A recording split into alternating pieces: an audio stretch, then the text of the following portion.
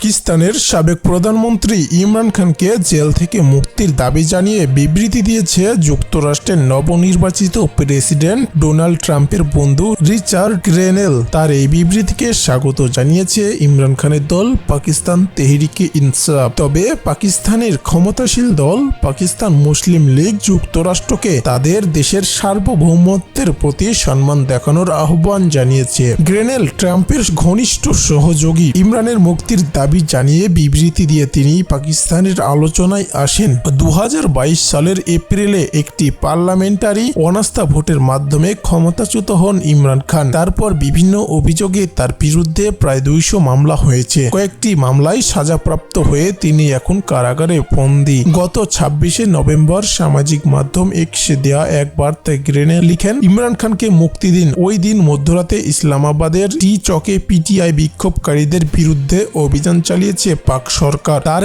একদিন আগে মার্কিন সংবাদ মাধ্যমে গ্রেনেল বলেছিলেন, ট্রাম্প প্রশাসনের সময় যখন ইমরান খান পাকিস্তানের নেতা ছিলেন তখন যুক্তরাষ্ট্র ও পাকিস্তানের সম্পর্ক অনেক ভালো ছিল, কারণ তিনি ছিলেন একজন বহিরাগত। তার ভাষায় তিনি ইমরান খান একজন সাবেক ক্রিকেটার, রাজনীতিবিদ ছিলেন না এবং সাধারণ ভাষায় কথা বলতেন। তার সঙ্গে ডোনাল্ড ট্রাম্পের খুবই ভালো সম্পর্ক ছিল। ইমরান খানের মুক্তির দাবি পুনরায় বক্তব্য করে তিনি বলেন, ট্রাম্পের মতোই ইমরান খানের বিরুদ্ধে একই ধরনের অভিযোগ আনা হয়েছে। শাসক দল তাকে কারাগারে পাঠিয়ে দুর্নীতির মিথ্যা অভিযোগ সৃষ্টি করেছে। তো দর্শক, আজকের ভিডিওটি এই পর্যন্ত।